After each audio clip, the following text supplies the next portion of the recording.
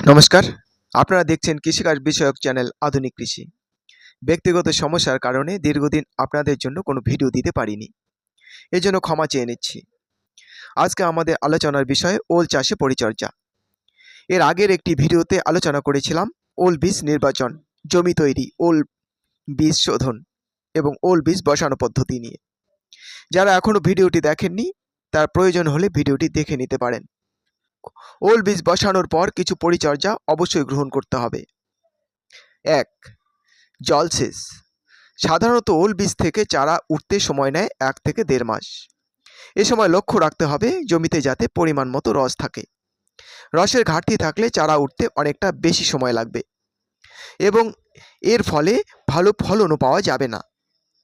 এজন্য জমিতে রসের ঘাটতি মেটাতে 15 দিন অন্তর অন্তর 3 থেকে 4 বার জলসেচ দিতে হবে। এবছর ফাল্গুন মাস থেকে বৈশাখ মাস পর্যন্ত বৃষ্টি না হওয়ার কারণে প্রত্যেক ওল চাষিকে জলসেচ দিতে হয়েছে। এক্ষেত্রে মনে রাখবেন, প্রয়োজনের থেকে বেশি সেচ দিলে ওল বীজ পচে যেতে পারে। 2. আগাছা পরিষ্কার।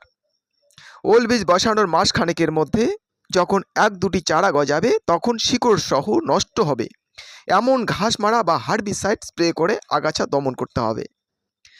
ঘাস মারা হিসাবে রাউন্ড আপ বা পপুলার প্রতি লিটার জলে 6 মিলি হিসাবে স্প্রে করা যেতে পারে। এছাড়া অবতার 20 গ্রাম পার ট্যাঙ্কি এবং ক্রিজিন 8 গ্রাম পার ট্যাঙ্কি হিসাবে একসাথে গুলে স্প্রে করলে সকল ধরনের আগাছা দমন করা যায়। এটি আমি ব্যবহার করে দেখেছি, আপনারাও ব্যবহার করতে পারেন। 3. ছত্রাকনাশক স্প্রে। ওলের চারা গজালে ছত্রাকনাশক অবশ্যই স্প্রে করতে হবে, নতুবা ওল গাছ গোড়া পচা রোগে আক্রান্ত হতে পারে।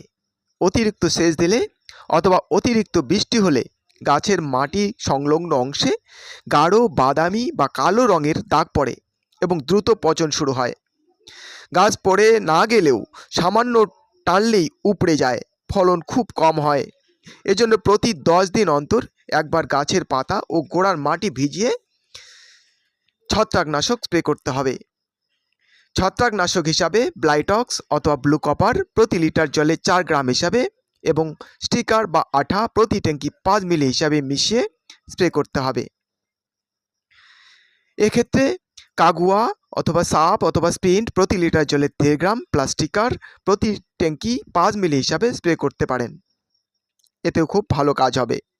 বিশেষ করে বর্ষার সময়, অতিরিক্ত বৃষ্টির সময় এটি স্প্রে করে যেতে হবে। 4. সার প্রয়োগ। ওলের চারা গজানো সম্পূর্ণ হলে গোড়া থেকে 6 ইঞ্চি দূরত্বে গোড়ার চতুর্দিকে সার প্রয়োগ করে কোদাল দিয়ে গাছের গোড়ায় উঁচু করে মাটি ধরিয়ে দিতে হবে। এ সময় সার হিসাবে বিঘা প্রতি Furadan 3G 10 KG, NPK 10-26-26 50 KG, DAP 50 KG, city compost 50 KG, boron 4 KG, broiler ফার্মের বীজটা 100 কেজি একসাথে মিশিয়ে প্লাস্টিক দিয়ে ঢেকে 7 থেকে 10 দিন পর প্রয়োগ করতে হবে। পরবর্তীতে গাছের বৃদ্ধি অনুযায়ী ছিটানো সার প্রয়োগ করতে পারেন। গাছের গ্রোথ লম্বায় বেশি মনে হলে বিঘা প্রতি 50 থেকে 60 কেজি 10-26-26 এবং গাছ বেটে মনে হলে বিঘা প্রতি 50 থেকে 60 কেজি ডিএপি ছিটিয়ে প্রয়োগ করতে পারেন। 5. জল নিকাশি ব্যবস্থা।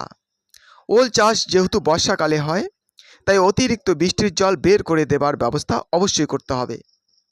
ভালো নিকাশি ব্যবস্থা না থাকলে গাছের গোড়ায় জল জমলে ফুট রট বা গোড়া পচা রোগের আক্রমণ হবে এবং ফলনে ব্যাপক ধাক্কা খাবে। এর ফলে কৃষকের মাথায় হাত পড়বে, প্রভূত ক্ষতির সম্মুখীন হতে হবে। এজন্য প্রতি সারির মাঝের মাটি কোদাল দিয়ে তুলে গাছের গোড়ায় ধরিয়ে দিয়ে নালা করে নিতে হবে। 6. কীটনাশক স্প্রে। ওল চাষে পতঙ্গের আক্রমণ তেমনভাবে হয় না, তাই কীটনাশক খুব একটা স্প্রে করতে হয় না। তবে লিপ বিটল বা গুবড়ে পোকা এবং হকমতের আক্রমণ হলে পাতা খেয়ে নষ্ট করে। এই পোকা দমন করতে সাইফারমেথ্রিন ওস্তাদ প্রতি লিটার জলে 1.5 মিলি হিসাবে অথবা ক্লোরোপাইরিফস ডাস্টবান প্রতি লিটার জলে 3 মিলি হিসাবে স্প্রে করলেই চলবে। পরিশেষে বলি, এবারে ওল চাষে খরচ অনেকটাই বেশি, কারণ এবারে ওল বীজ কেজি প্রতি 50 থেকে 60 টাকা দরে কিনতে হয়েছে। 1 বিঘা জমি ওল চাষ করতে কমপক্ষে 80,000 টাকা খরচ পড়েছে। তাই ওল চাষিদের বলি, আপনারা নজরদারিটা একটু বেশি বেশি করুন এবং সঠিকভাবে পরিচর্যা চালিয়ে যান। আশা করি কেজি প্রতি 40 টাকা দরে বিক্রি করতে পারবেন, লাভের মুখ দেখবেন। শীঘ্রই দেখা হবে নতুন কোনো ভিডিও নিয়ে। ভিডিওটিতে লাইক, কমেন্ট, শেয়ার করবেন। কিছু জানার থাকলে কমেন্ট করে জানাবেন। সকলে ভালো থাকবেন। গুড নাইট, শুভরাত্রি।